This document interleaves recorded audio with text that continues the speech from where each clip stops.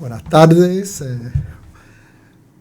buenos días, buena hora. Mi nombre es Juan Carlos Quintero Herencia y me encuentro aquí en los estudios de Bonita Radio, aprovechando mi visita para presentar mi libro más reciente, La Quedaera.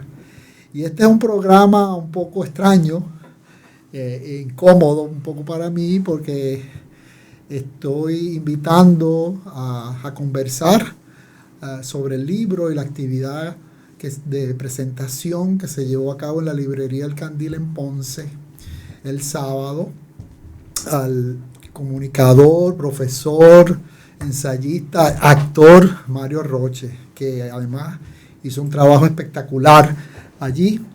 Y queremos en realidad no hablar de mí, sino de los temas y de la discusión que ha generado el libro. Así que en realidad hoy yo pues le cedo la palabra y le doy la bienvenida, y con ustedes, Mario. Juan Carlos, muchas gracias por la invitación. De hecho, es la segunda vez que estoy en tu programa. La primera vez fue cuando me convocaste para hablar sobre el libro Un País que se Escucha, sobre la historia de la radio. Así que bien honrado y contento acá en la resaca de esta actividad que se llevó a cabo el sábado 6 de agosto en la librería El Candil de Ponce. Y de hecho, la grabación de esta tertulia que se llevó a cabo muy rica con Pedro Lebrón, el filósofo, Carlos Garduño, el editor de La Criba, está disponible en la página de Facebook de La Criba para aquellas personas que tengan interés. Y en la página, escucharlo. y en la página del Candil también. Y en la página de la librería El Candil, que nos recibieron con mucho sentido de hospitalidad. La pasamos muy bien allá en Ponce. Sí. Ponce, sin duda. Ponce. Oye, aprovechando, ¿verdad?, que estamos, ¿verdad?, en la resaca de esa conversación que disfrutamos tanto, ¿qué feedback, qué opiniones has recibido de esta charla en torno a La Criba y la actividad a la que convoca para presentar en La Quedaera, tu libro más reciente? El título completo es De la Quedaera, Imagen, Tiempo y Detención en Puerto Rico. ¿Cuál ha sido la retroalimentación, como se diría en la comunicación? Pues mira, muy buena, muy positiva. Además que los lectores y la gente hacia los cuales yo gravito y que me gusta hablar con ellos, porque me las dicen claro y me las cantan como es, muy contentos con el nivel. Les pareció excelente. Alguien a través de Facebook me escribió, ¿verdad?, a través de Messenger, que le gustó mucho, que hacía tiempo que no veía un tipo de intercambio de esa naturaleza. Pero también gente como que dijo que iba a venir, que se iban a presentar, que hicieron preguntas sobre la naturaleza de la actividad y quiénes eran los interlocutores, y que dijeron que iban a ir, pero no se presentaron. O sea, una gente que estaba en una onda así de túmbame la pajita con respecto a lo que tú dices en el libro. O no sé, o creando algún tipo de cizaña o chisme pequeñito, ¿no? Qué sé yo, cosa de pueblo chiquito.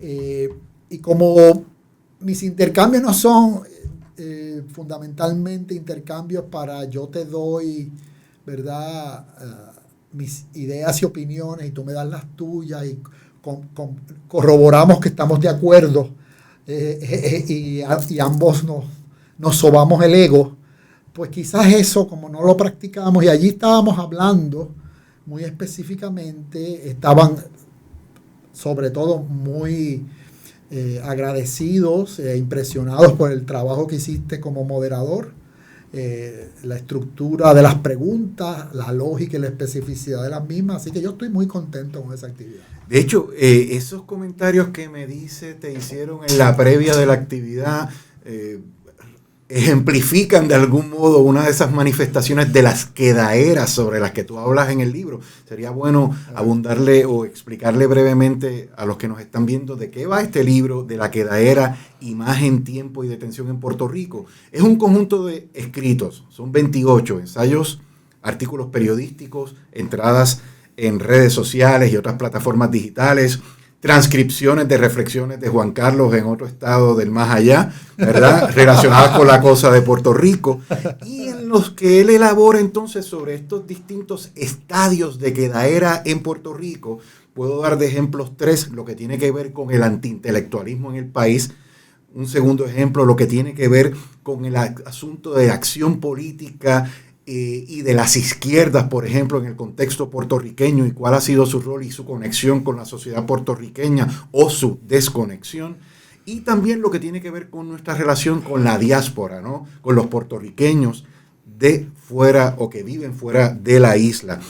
Comentábamos precisamente en la introducción de la actividad en Ponce que este libro de alguna manera toma el relevo del trabajo de Arcadio Díaz Quiñones, del arte de bregar, en tanto y en cuanto Arcadio hablaba en ese libro, y me gustaría que abundáramos sobre eso más adelante, Juan Carlos, hablaba de la brega como, digamos, una manera de sobrevivir dentro de todas las precariedades dentro de las cuales nos tenemos que desenvolver en este país, y que tú entiendes que de alguna manera el asumir eso hasta cierto punto como una celebración era peligroso y que había hecho que nos quedáramos detenidos en lo siempre igual, etcétera.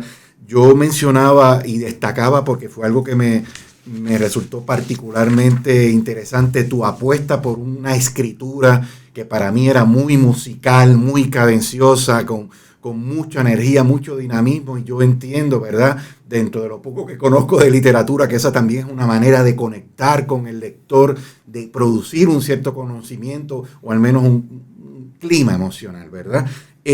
Así que el libro va por ahí. En esa conversación que tuvimos en la actividad en Ponce, entonces abundamos en torno a algunos de estos temas, pero quisiera arrancar tocando un tema que me hubiera encantado desarrollar en la conversación, pero se nos fue el tiempo en Ponce, ¿verdad? Y es cómo quitarse un sombrero y ponerse otro. El del ensayo, el del ensayista académico, crítico cultural, el poeta, el investigador de los estudios culturales, el trabajo de la música, por ejemplo, y de pronto aquí tienes un libro que presentas con mucha babilla como intelectual público, ¿no? Tocando unos temas que pueden resultar incómodos porque sales de la caja, como dirían en Estados Unidos. Sí. Efectivamente, eso es así. ¿Cómo uno hace, verdad?, para quitarse un sombrero y ponerse otro, sí, y como para definir una apuesta estética de escritura, etcétera, etcétera? Mira, como tus intervenciones allí en Ponce, pues son muy ricas, enjundiosas, y yo quiero empezar por un poco especificando el concepto de la quedaera, y cómo ese concepto, ¿verdad?, o ese imaginario, o ese mundo imaginal constela el libro, y luego hablar un poco de la literatura y de los múltiples sombreros, algo que debo de considerar ahora que se me ha caído el pelo, entonces, y que no uso, pero mira, aún mis libros, que podríamos decir más académicos, siempre han sido libros extraños, intervenidos por una voz que podríamos decir literaria, o son libros cruzados entre lo que sería el ensayo académico convencional, la investigación erudita convencional, y el ensayo literario, el ensayo de reflexión, siempre extraño. Eso para los lectores y para el mundo académico supone una incomodidad, por no decir otra palabra, y para la gente de la literatura, otro, ¿no? Muchas veces para los académicos son demasiados literarios, y para los literarios son, para la gente que está buscando la reflexión más abierta y libre en la literatura, pues les parecen académicos. A mí me encanta que ocurra eso. Eso quiere decir que el libro está funcionando. Y yo los pienso los libros más utilizando un concepto que leí, que dinamizó el que yo considero es el crítico y el escritor más importante y el crítico cultural más importante y pensador del siglo XX, que es Walter Benjamin. Los pienso como constelaciones, como una red de posibles contextos, ¿no?, y de posibles temas constelados alrededor, o siempre visitando o tocando palo con con imágenes matrices. De la Quedadera es un libro fundamentalmente, ¿verdad?, sobre los relatos y las imágenes del tiempo, ¿verdad?, en Puerto Rico, ¿no? No es una reflexión sociológica o historiográfica sobre esto, sino cómo se narra el tiempo, cómo se narra, cómo se poetiza o se imagina la temporalidad, entendida como una ocupación de la hora y no como parte de un estadio cronológico, una concepción cronológica del tiempo. Por lo tanto, y esto lo hablábamos en Ponce, donde yo me doy cuenta que, porque yo me planteo muchas veces, yo no me planteo, voy a escribir ahora un libro sobre esto, o a veces lo he hecho, quiero escribir un libro, digamos, mi hija quiere que escriba un libro sobre, como de crónicas sobre los gallos de pelea. Y amigos y me sugieren otros. Yo a veces tengo la idea de un libro, pero cuando empiezo a hacer la investigación o a copiar los materiales, el libro adquiere un poco vida propia y me lleva a otro sitio, ¿no? Yo no sigo un marco, yo no sigo como un itinerario de titanio inflexible al respecto. Y en ese sentido, porque es importante también, el libro incluye ensayos ocupados, ¿verdad?, sobre cómo la literatura también imagina el tiempo de lo quedado o de lo quieto. Porque la quedaera es un concepto móvil, si tú quieres, tal vez averiado, que a veces nombra estas situaciones de parálisis o de tensión, o a veces nombra estos momentos de quietud, de fijeza, pero no de cristalización o de mineralización de algo que ya no se mueve, aunque también, que permiten otras miradas y asomarse a otros paisajes. Por eso hay un ensayo que es quizás el ensayo más, para decirlo de alguna manera, más universitario o académico, que es el sobre Eduardo Lalo, pero hay unas páginas sobre el libro póstumo de la enorme poeta Ángela María Dávila. Y también hay momentos en donde yo estoy reflexionando sobre el lugar y los poderes, si se puede decir, o la potencialidad, me gusta más, de la literatura.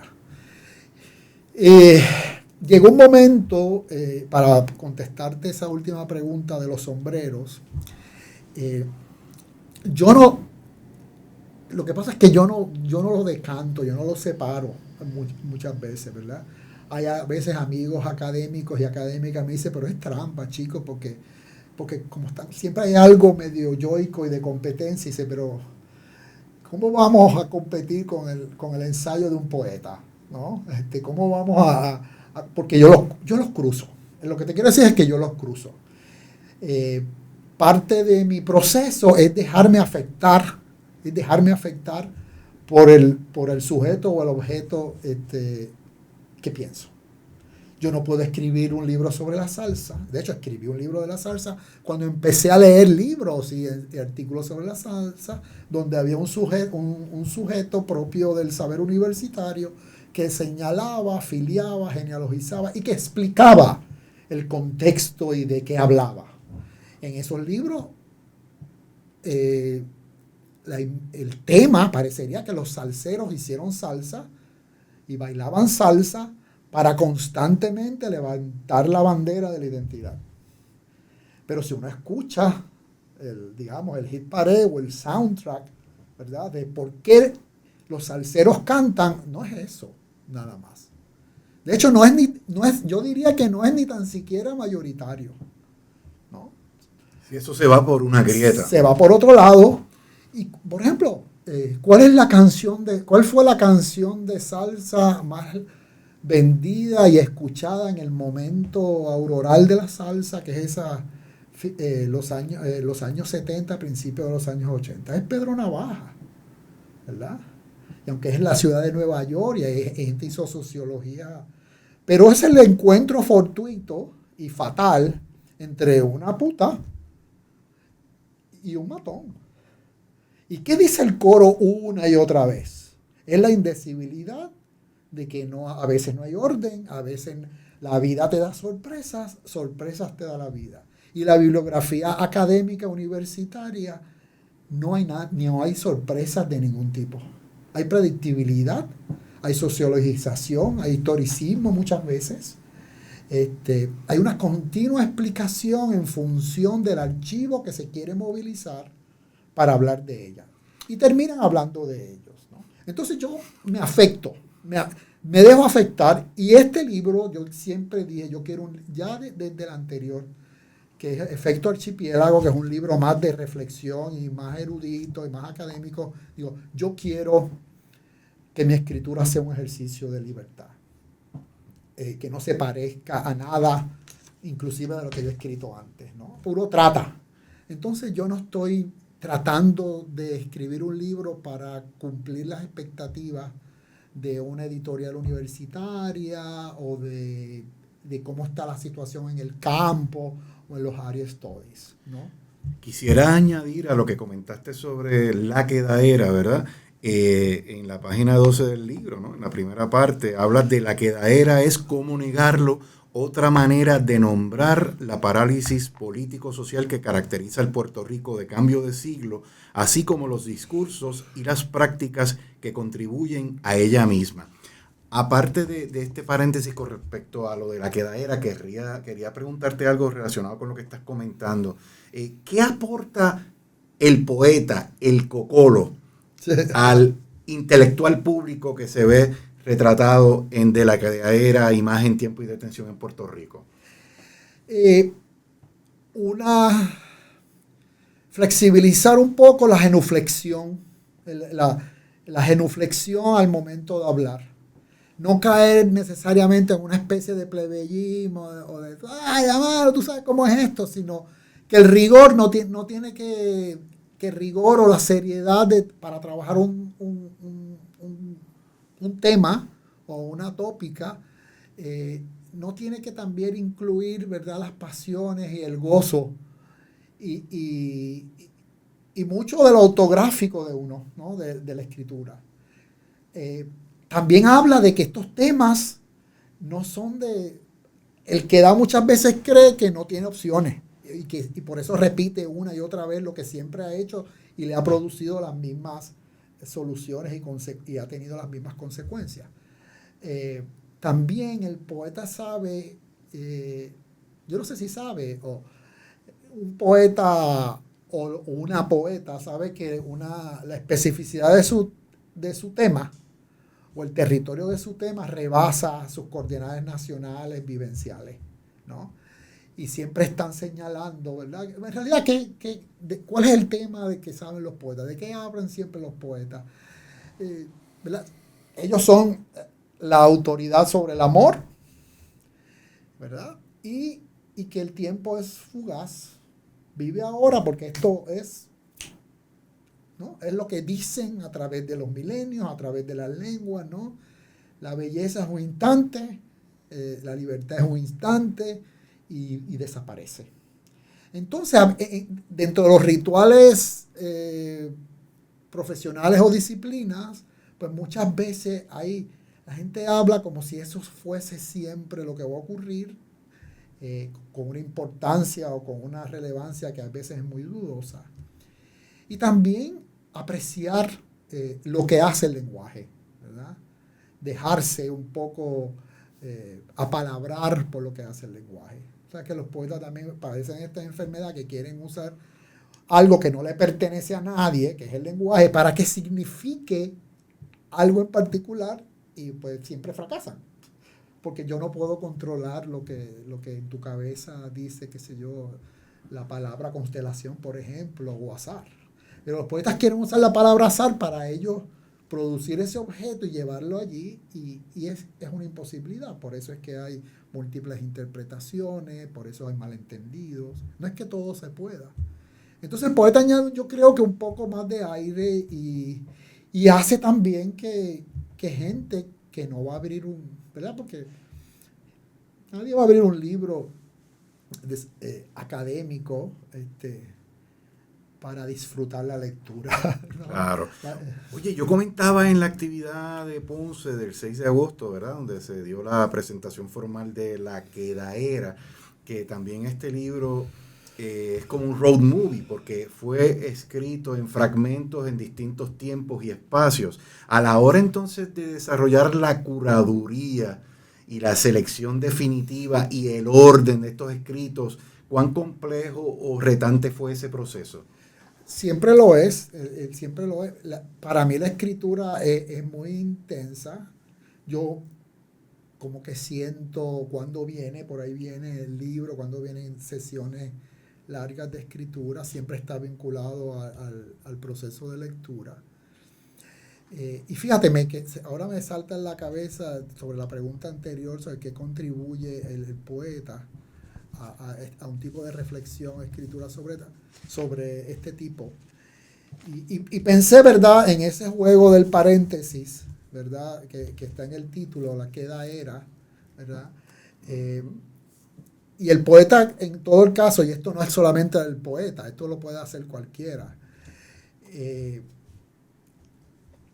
provee una escucha, un oído. Y yo, escuchando el término, me llamó la atención la profunda complejidad y riqueza de ese término que hemos acuñado los puertorriqueños y puertorriqueñas, quedaera. Porque el ejercicio, digamos, el diccionario, la academia, la Real Academia dice que uno debe decir quedadera. Pero esa cosa más relajada, más fluida nuestra, prefiere la quedaera. Yo lo quise aislar porque yo he trabajado esto en el libro anterior, que no se parece a ¿verdad? Esta lógica o este trabajo del paréntesis que aísla, pero también vincula, ¿no? Porque yo no iba a decir quedadera porque me sentía diciendo asopado. No, asopado, ¿no? Y creo que además me permitía pensar la idea de la era, ¿no? Que es la temporalidad, que ahí que entra el tiempo, la era de lo quedado, y que habla también de que es el tiempo de una imagen, es el tiempo de una forma de relacionarse con el entorno, con lo cotidiano. Y una vez, casi siempre eso, cuando ya me doy cuenta, ok, esto no es solamente, yo no estoy escribiendo un libro, nunca intenté escribir un libro en la onda del diagnóstico o de yo acuso, ¿verdad? Los quedados son ellos, las quedadas son ellas. No, este es un libro también para yo lidiar y atravesar mi quedadera. Y yo quisiera también dejar atrás esto y pensar otras cosas. Es también mi manera de relacionarme con Puerto Rico desde la distancia, de la diáspora. Y en ese sentido, para retomar algo que no te había comentado antes, mi diálogo con el importante ensayo de Díaz Quiñones es que a pesar de que él nombra, ¿verdad?, que hay otra brega más terrible que puede ser asociada con la inacción, con la parálisis, con la claudicación, él no le dedica el tiempo, la pasión, la especificidad, ni levanta esos personajes muchas veces heroicos, ¿verdad?, para la otra brega, la que sirve para subsistir, la que evita los conflictos, la que brega, ¿no? La que negocia. En donde está Peyot, donde está Clemente, inclusive el Muñoz Marín, ¿no? Y termina con una especie de celebración positiva de ese mundo. Y yo creo que a veces se confunde conflictividad con guerra o supresión. Y creo que lo que hace posible cualquier brega es precisamente la incorporación y la aceptación de una situación quedada, que parecería que es inamovible, ya no hay nada que hacer, es como ese vacío, y desde ahí se articula. Yo lo que digo es que la quedaera es como el gozne que permite cualquier brega.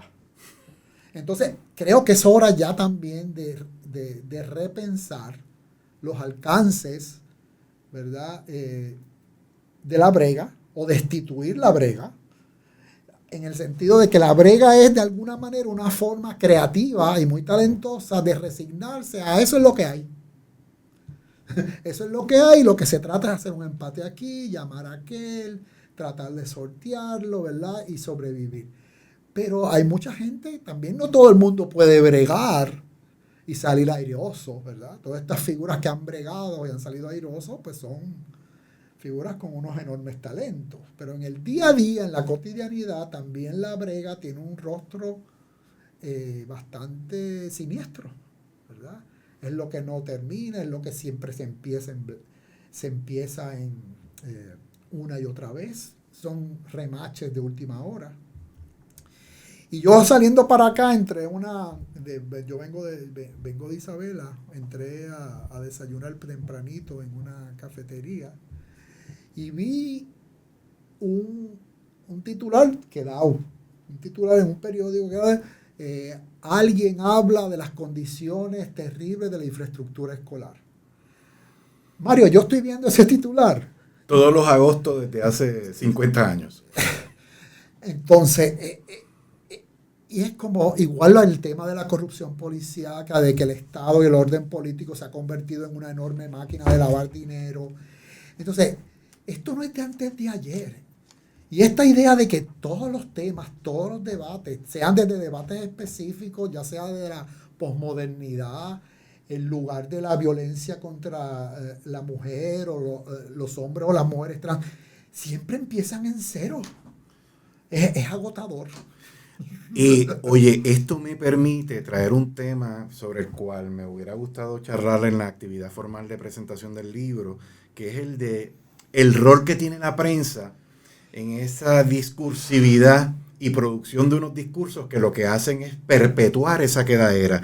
En la parte final del libro tú dices, seguir ladrándole a la prensa es perder el tiempo, ya que ésta ha dejado de hacer su trabajo hace tiempo y no levanta preguntas o lleva a cabo investigaciones que expongan la naturaleza del poder en la isla.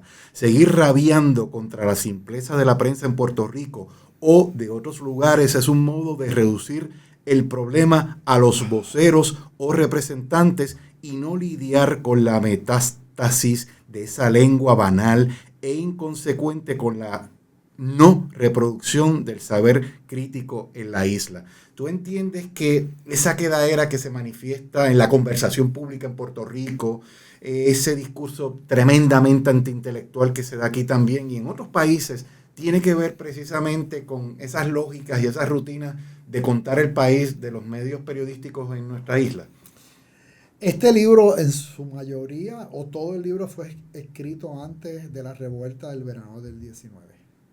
Esas páginas no se refieren tampoco a lo que ha hecho el Centro de Periodismo Investigativo, esta misma estación, y periodistas e instituciones individuales, como demuestra en tu libro. Yo estoy hablando, de hecho, lo que recibo de interlocutores o lectores y lectoras en otras latitudes es que este problema no es meramente esto de la quedadera. Y eso es lo más que le entusiasmó a Carlos Garduño, el editor de la Criba, es que es algo que está pasando a través del mundo. De que de alguna manera la prensa ahora está embedded, está entretejida en el poder. Y atornillada. Y atornillada ahí. Y ese trabajo de cuestionar, de poner en dificultades la lengua y del poderoso y de meterse y de exponer, ¿verdad?, el lado terrible y siniestro, pues ha cedido. Desde el momento en que la prensa misma se convirtió en entertainment, se convirtió también en un lugar de celebrity. Yo recuerdo, en estos momentos recuerdo un intercambio que tuvo el comediante estadounidense Jon Stewart con este hombre ancla de ABC, que me gustaba mucho, que murió de cáncer. Bueno, me vendrá después, son los achaques. ¿De ABC no era Tom Brokaw? No. Tom Brokaw era de NBC. Era un hombre de pelo negro, muy elegante. Bueno, me va a acordar. Estaban hablando, porque llegó un momento que los jóvenes estaban viendo las noticias en Jon Stewart y en los programas como los de Jon Stewart. Y estaban hablando de eso. Y él en un momento dice, es que el momento en que ustedes, se refería a los periodistas, se convirtieron en nosotros.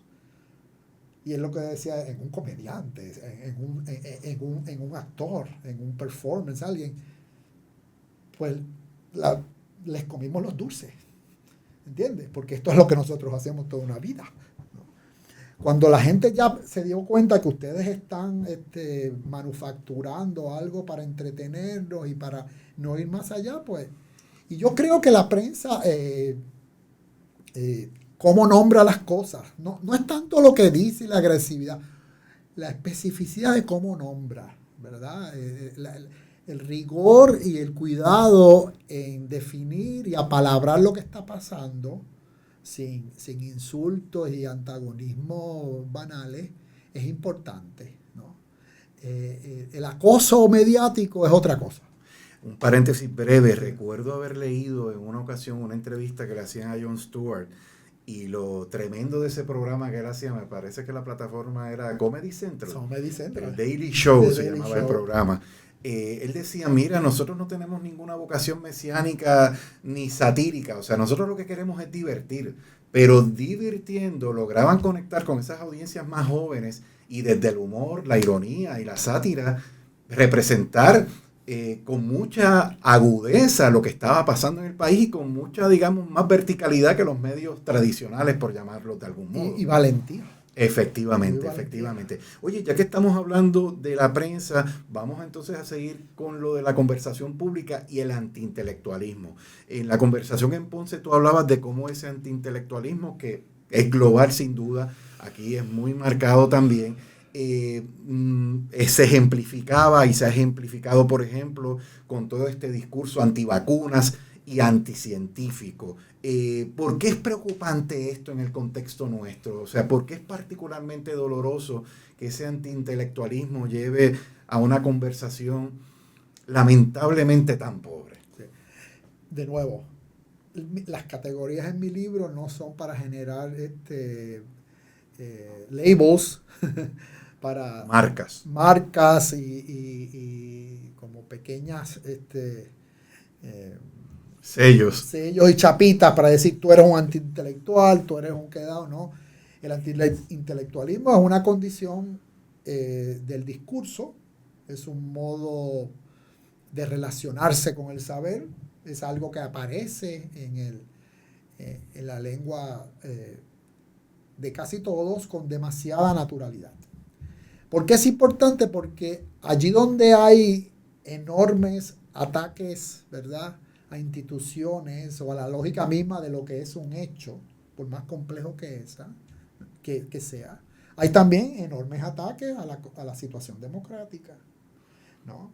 El antiintelectual, quien no quiera aceptar que el antiintelectualismo, primero ya triunfó, Mario, yo creo que triunfó en muchas cosas. Eso no quiere decir que pueda modificarse o sufrir eventualmente derrotas.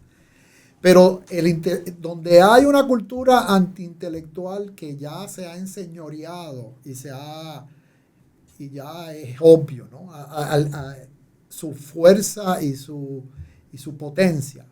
El habla antiintelectual le gusta mucho las tautologías.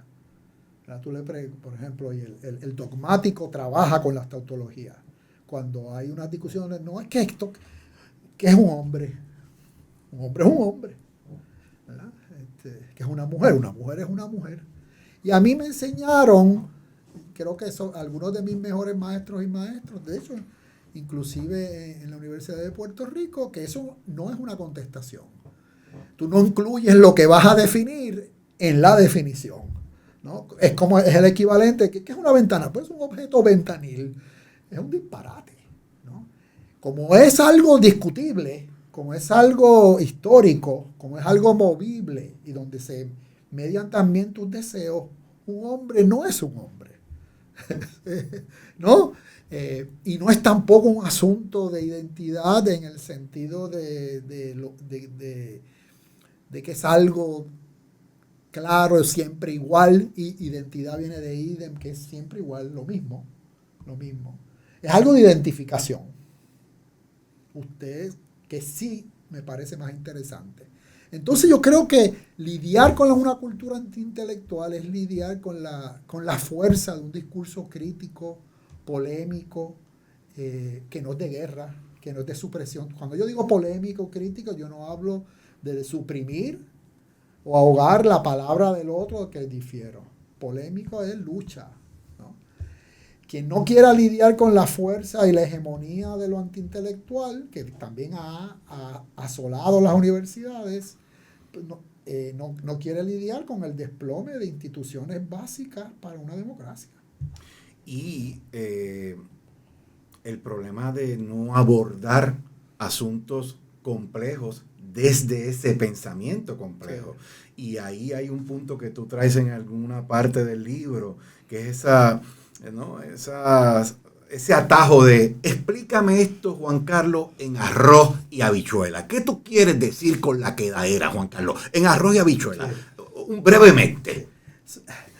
Yo quisiera que estuviese aquí Carlos Pavón. También he escuchado comentarios maravillosos de la historiadora y amiga y profesora Silvia Álvarez Curvelo, ¿no? Esta idea de que todo es reducible a un denominador básico es un tic antiintelectual, aunque la persona abrace la complejidad, piense y tenga las mejores intenciones. Ahí lo que se está activando además es esta idea, este prejuicio de que las personas no entienden y necesitan explicárselo de una manera muy didáctica, ¿no? Y la metáfora también de la rueda de habichuelas es bastante desafortunada, sí, porque tú sabes que no cualquiera puede hacer un buen arroz con habichuelas. Gracias. No todo el mundo puede hacer con arroz de habichuelas, y el secreto de la arroz de habichuelas es ese sofrito. Que tú sabes que es una heterogeneidad y que hay una complejidad. Hay una complejidad. Entonces, hay cosas que su complejidad inclusive puede manifestarse de una manera sencilla. Pero hay cosas que no hay manera de reducirlas a una ecuación aritmética básica para ayudar. Además, que me parece que es muy condescendiente, prepotente. Porque yo lo entiendo, pero hay gente que lo necesita, que tú se lo licúes, como se lo vuelvas como papilla. Y yo no sé si se puede hacer. No se puede hacer con algunos temas. Mira, yo creo que te hablo, ¿verdad?, por la experiencia que he tenido como periodista, y cuando empezaba, unos años que tuve la oportunidad de trabajar en televisión, que a uno le decían, mira, ten en cuenta que el público que te va a ver, el nivel que tiene general, es de escuela secundaria. Uh-huh. Lo mismo cuando trabajaba en algunos periódicos, ¿verdad? No en Diálogo, por ejemplo, que era un público más académico y de otro, ¿verdad?, nivel, pero se parte de la premisa de que el nivel del público que va a verte llega hasta un punto, y de ahí esa onda de, hasta cierto punto, insultar la inteligencia de las audiencias en muchos sentidos. Quiero retomar esto, pero desde el punto de vista de las universidades. Lo dejaste caer hace unos minutos atrás, algo, ¿verdad?, que nos conecta, ¿verdad?, y que nos duele, y que mucha gente que nos está viendo quizás se pregunta, pero ¿cómo que antiintelectualismo en el campo académico y universitario? Hegemónico. Lo que pasa es que están enclosetados y no lo saben, ¿no? Y, por ejemplo, toda esta ofensiva a nivel administrativo de continuamente evaluaciones y métricas y que funcionan en otros lugares, pero para otras disciplinas es problemática, también come de eso, ¿no? Las universidades de alguna manera ya no son regenteadas por universitarios, sino por administradores. Y de hecho hay libros sobre esto, montones, de una clase, una suerte de CEO y administradores que van por las universidades, university hopping, saltando, asumiendo rectorías, provost, las presidencias, ¿no? y son brands, y es atraer dinero, porque acuérdate que las universidades públicas de los estados empezaron a sacar dinero. Por ejemplo, mi universidad, que en un momento, en la de Maryland, en la Universidad de Maryland en College Park, creo que en un momento prácticamente el 80-90% era con fondos públicos, ¿verdad? Fondos del estado de Maryland. Ahora va como por el 40%. Es en realidad una institución prácticamente privatizada. Pero también creo que esto que tú dices de bajar el nivel también empezó a ocurrir a nivel de las clases, a nivel de ofrecimiento inclusive de subgraduados o pregraduados, ¿no? Empezaron hay que hacer los cursos más sexys, hay que eliminar ciertas palabras que no atraen estudiantes. Empujaron durante un tiempo la idea del estudiante como cliente. Durante un tiempo. O todavía. Pero lo que pasa es que yo, rarito, el primer como discurso cuando presento el curso, digo, yo no estoy vendiendo nada aquí. Ustedes no son mis clientes de nada. Y esto no es una transacción. Entonces, empezó la propia administración reconoció que como los estudiantes vienen también de un sistema escolar en donde los han formateado y preformateados para relacionarse con el conocimiento sobre la base de contenido. Es aprender, embotellarse para el examen y hacer 20,000 cosas.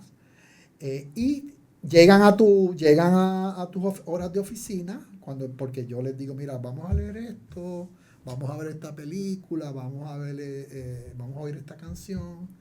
Y estas son unas preguntas para que tú te orientes y quieras discutir. Yo me encargo un poco del contexto y entonces yo digo que está el estudiante que yo llamo que es como un tecato, un adicto a las rúbricas, ¿no? Que llega a mis horas de oficina con una piquiña. Mira, profesor, yo he leído esto como 15 veces y no entiendo nada. Y dicen religiosamente lo siguiente: ¿qué usted quiere que yo haga? ¿Qué usted quiere que yo diga? Porque yo quiero sacar buena nota. Y ya cuando eso ocurre, tú te das cuenta que la relación que ellos esperan establecer contigo es regurgitar, vomitar lo que escuchan del profesor o de la profesora para asegurarse de esa buena nota. Es lo que está pasando en otros lugares. Ay, Juan Carlos, yo creo que esos relatos institucionales, universitarios, dan juego para otro libro. Porque esta dinámica de las rúbricas y los avalúos es pura ficción. Oye, vamos a hablar de la relación con la diáspora. Hace un rato comentabas de la petición que te hizo tu hija con respecto a que hagas un libro sobre crónicas sobre los gallos de pelea. Sí. Y claro, sobre eso quiero preguntarte al final de la conversación. Y eso fue antes de que las prohibieran. Antes de que las prohibieran. Antes, o sea, sí. Ese vínculo de tu hija, ¿cómo se llama ella? Daniela Isabel y Gustavo Andrés Gustavo. Oye, Gustavo sigue con el tema con los gamers y tal, que recuerdo él sigue jugando y sigue con eso, pero él está ahora mismo en Japón enseñando inglés. ¿Qué me dices? Sí, enseñando inglés en una escuela. Le gusta viajar lejos y sigue con eso, pero está metido en la lengua y la cultura japonesa. Yo lo admiro mucho. Pues Daniela fue la que porque escuchaba mis historias de ser hijo de un abogado, que tenía mi papá era un abogado notario que tenía su oficina en Country Club, ¿no? Bien cerquita de la avenida Country Club. De la Campo Rico. En la Campo Rico. Ay, Dios mío, la Campo Rico, sí. Que eso es territorio apache. Pero siempre en el patio de casa habían gallos y gallinas y criábamos allí. Perdona, en tu casa de Park Gardens, en Río Piedras. O sea, sí. Una urbanización... Clase media, suburbio. Y habían a veces más gallos de los que los vecinos y sanidad soportaban. Ay, ay, ay. Sí, era una cosa alucinante. Y ella lo oye y oye de que mi papá me llevaba los fines de semana a las galleras, que me levantaba a veces a las horas, un sábado, temprano, a ir al gallero a ayudar a traquear los gallos. Y yo medio dormido, lagañoso, todo, traqueando gallos. Traigo el punto porque no pienso en los imaginarios que uno puede tener como puertorriqueño. Tus hijos se criaron fundamentalmente en Estados Unidos. Sí. Hay un vínculo con la familia y amistades y con el país. Con y se sienten y se definen como puertorriqueños, pero yo les dije, como ustedes quieran. Si mañana me dicen que quieren ser holandeses, conmigo no hay problema. Pero el punto es que es un ejemplo, ¿no? de cómo yo asumo una identidad de la diáspora. Este es un punto o un asunto que tú traes en el libro al referirte a unos discursos que usualmente veían con un cierto desdén a los puertorriqueños residentes en Estados Unidos, y hablan de cómo esto cambió en gran medida a raíz de la tragedia del huracán María. Sí. ¿Qué puedes comentar sobre esto? Bueno, porque no quiero como revisitarlo todo. Yo creo que ese discurso de los que se quitan y los que no se quitan, de los idos y los quedados. De hecho, trabajé con Lalo porque el Lalo trabaja el quedado, pero es un quedado muy particular. No es exactamente el que yo estoy trabajando, aunque hay puntos de contacto. Pero cuando yo me vi, cuando me preocupó y me alarmó la posibilidad de que debido a las demandas y las condiciones de trabajo en la Universidad de Puerto Rico yo no pudiera echar adelante mi familia e inclusive llevar a cabo mi escritura, escribir, porque con esa carga era muy difícil esperar en fila en lo que adelante Chencho el Caricortado le tocaba o la sabática o el curso del verano, etcétera, etcétera. Y cuando pasó eso yo tuve que escuchar inclusive de personas muy autorizadas y muy respetadas y cuyos trabajos son valiosos, cosas como cuando se dieron cuenta que había una universidad interesada en mí, pues su manera de retenerme era decirme cosas como: yo no le haría eso a mis hijos, llevarlos a otro lugar y que perdieran la lengua, que perdieran la relación con...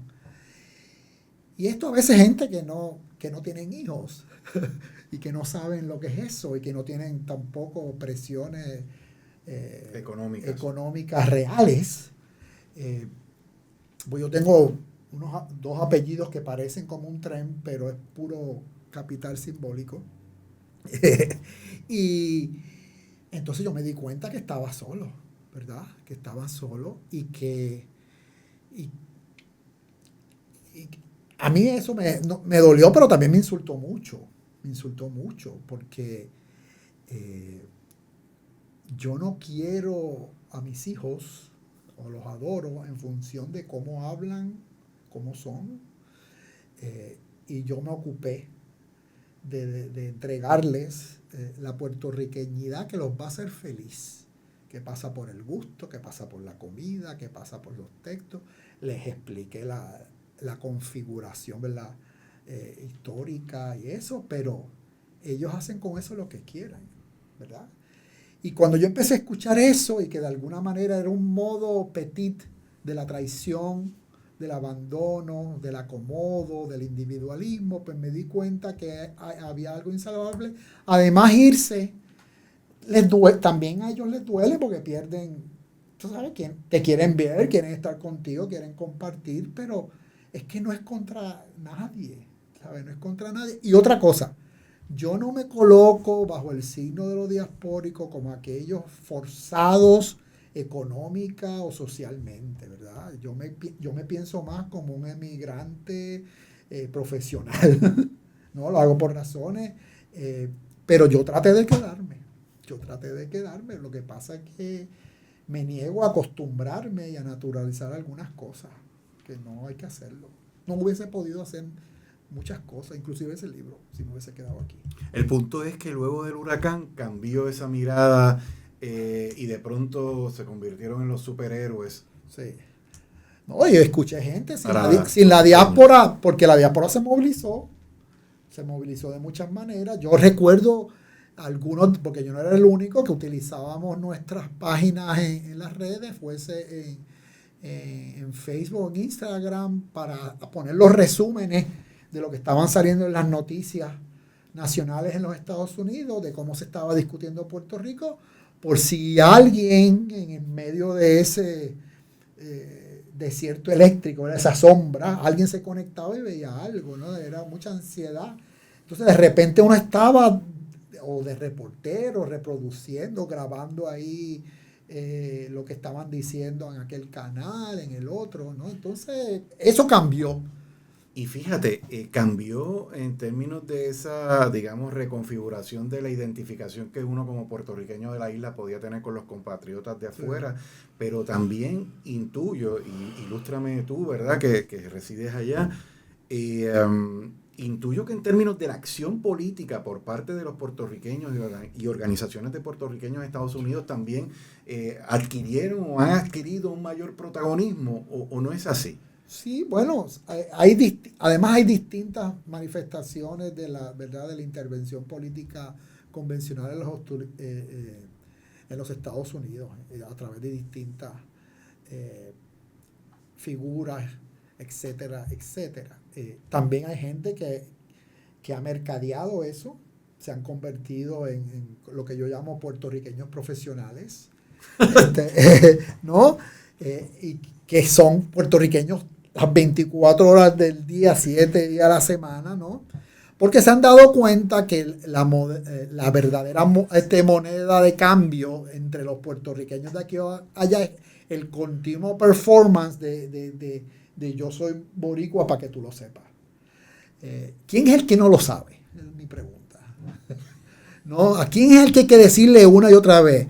Otra vez al Estado imperial, en la colonia. O sea, llega un momento que eso es casi folclórico, me parece a mí. Te escucho y recuerdo cuando yo me fui a hacer el doctorado a la Universidad Complutense en Madrid, que una vez tenía que hacer un ejercicio de escritura, ¿no? Una de las primeras clases, y quise traer de algún modo ese tema identitario. Y mi profesor, medio madrileño, medio colombiano, me dijo, pero ¿qué les pasa a ustedes los puertorriqueños que tienen que estar todo el tiempo hablando de lo que son y de lo que no quieren ser? Conéctate con la literatura europea, o sea, busca otras cosas, ¿verdad? Abre la mirada, Mario. Y fue tremenda lección. Oye, ya nos quedan breves minutos, alrededor de 5, y quiero tocar un punto y volver a la recomendación de Daniela sobre las crónicas en torno a las peleas de gallos. Lo que tú planteas y que también atraviesa el libro con respecto a la discusión política y al rol de las autodenominadas izquierdas en el país, tú miras ese sector con mucho sentido crítico, con mucha babilla, como decíamos antes de comenzar esta grabación, porque tú dices, mira, nos están aleccionando todo el tiempo, están con una onda mesiánica continuamente, pero hay una incapacidad tremenda de conectar o poner el oído en tierra con respecto a las prácticas cotidianas de las personas, y estamos siempre perdonándoles la vida porque tú no sabes lo que yo sé. Estoy parafraseando, ¿verdad? Sí. Y de algún modo recogiendo el sentido de lo que tú comunicas aquí. Y también de enormes silencios ante los crímenes históricos de la izquierda mundial y latinoamericana. La imposibilidad de nombrar como tiranías regímenes, sea Cuba, Nicaragua o Venezuela, ¿no? Que siempre son otra cosa, ¿no? Como diría Iván de la Nuez, la fantasía roja. Exactamente. Entonces, esto fue algo que a mí, digamos, me está preocupando desde lo que fue mi primer libro académico, que fue mi tesis doctoral, que es una reflexión sobre las imágenes institucionales de la Revolución Cubana, ¿no? De nuevo, en ese patio, en la urbanización de Park Garden, estaba mi papá con los rejones de gallo, con un radio de onda corta, tratando de conseguir a ver si podía escuchar un discurso de Fidel Castro, a quien admiraba mucho. Y me decía, yo recogí dinero en los 50 en Santurce para la revolución. Entonces también ese libro fue un poco también desmontar y desconstruir el imaginario de izquierda y la experiencia auroral de la Revolución Cubana en mis mayores. No solamente mis padres, sino mis profesores. Ir a Cuba y un poco empezar a enterarme por mí mismo y no por lo que decían en Claridad o por lo que decían en algunos periódicos que realmente reproducían la línea oficial y nunca se han posicionado claramente ante los atropellos y ante la destrucción de una experiencia democrática verdadera. Y eso para mí fue importante. Yo creo que este es mi último libro en donde yo me voy a dirigir e interpelo esta condición, porque también parecería que estas izquierdas, que yo diría izquierditas en términos de números y de grupos, no tienen una injerencia y no tienen una fuerza como para modificar las condiciones existenciales de la gente. Eso es más un enganche mío, creo yo, que lo que realmente pueden hacer, pero es penoso que sigamos viendo, porque yo hablo con gente joven que practica todavía el activismo y la militancia, y está en ese mismo discurso, ¿verdad?, diciendo disparates. Me estaba contando un amigo que en Twitter ponen cosas como, hay un apagón, en Cuba no. Hay falta en Venezuela. Entonces es alucinante, ¿verdad? Yo me cansé un poco de esta estupidificación dogmática sobre la realidad opresiva de los regímenes de izquierda. Es que los fundamentalismos son terribles de donde vengan, y esa mirada maniquea. Para cerrar y para pasarte el batón y para que nos despidas, ¿verdad?, en tu programa. Al principio de la conversación te hablaba sobre los múltiples sombreros, el del ensayista académico, el poeta, el crítico cultural, el intelectual público, y me preguntaba cuando hace un rato dijiste que tu hija Daniela te dijo, papi, tienes que hacer un libro de crónicas sobre los gallos, las peleas de gallo, que en términos de lenguaje es muy rico, el gallo manilo, este gallo está espueleado, etcétera, etcétera. Me pregunto yo, ¿cómo le meterías tu mano a ese libro? Sí, bueno, está el género de la crónica, pero, o sea, ¿por dónde tú empezarías? Ella no me dijo un género en particular, tú tienes que escribir algo. Lo bueno de los hijos es que a veces se dan cuenta antes que uno de la resistencia o de áreas que debo visitar. De nuevo, yo no lo tengo claro, pero lo que me interesa mucho, porque va a ser una reflexión sobre la masculinidad, sin lugar a dudas, pero también un poco, que es algo cuando uno se pone a leer, ¿verdad?, nuestro archivo sobre los gallos, es también pensar en la belleza de estos animales, la belleza de esos animales, la noción de gasto, también de destrucción que hay ahí, y la pasión, ¿verdad? La pasión envuelta en todo esto. Y digamos, a mí me interesa, hoy te diría que si yo volviera a lo de los gallos, volvería más a la crianza que a la cuestión de la lidia, ¿no? Y de la pelea. Pero creo que trabajaría un poco, porque creo que algunos intelectuales decimonónicos, los gallos eran un enigma, porque ellos imaginaban que era una fiesta salvaje, descontrolada, de apetitos, ¿no? Este hombre que no tiene ni para comer, se gasta los 3 pesos que tiene en las espuelas de un gallo. ¿Cómo es posible esto? Pero cuando se empezaban a meter ahí, ¿no? Pienso, de hecho, lo que dice Manuel Alonso en El Jíbaro, descubren que ese desorden, ese caos, dentro hay saberes operando, ¿no? Cómo pelean, de dónde provienen, hay discursos orientalistas, es un discurso donde el discurso racista de la raza pura y lo castado y todo eso, eso de pura cepa y todo eso está entroncado en un discurso racista muy, muy fuerte. Manilo, Samuro, es interesante que los gallos que se van, que hacen lo que hacen naturalmente las aves, son denostados con orientalismos, ¿no? Un poco son los filipinos, Manilos. El Manilo. Sí, ¿no? Entonces... Qué bien, bueno. Vamos a ver, yo no métele sé. Métele mano. Y hay otro que está detrás de mí, de hecho, me empujó y me convenció hace muy poco, Rita Indiana Hernández, cuando oye historias de la casa de Pargar y lo que pasaba allí, la gente que adoptábamos y los paris de Marquesina y todo eso, me dijo, escribe ese libro sobre Pargalen porque si no lo escribes tú, lo voy a escribir yo. Bueno, hemos estado aquí, ¿verdad? Dándole seguimiento a la conversación que iniciamos el 6 de agosto en Ponce, en la presentación formal del libro En la Quedaera. Pueden buscar la grabación de La Quedaera, perdón, es que estoy mostrando aquí la portada y se me fue. De La Quedaera, imagen, tiempo y detención en Puerto Rico. La grabación de la presentación formal del libro está en la página web de la editorial La Criba, también en la página de Facebook.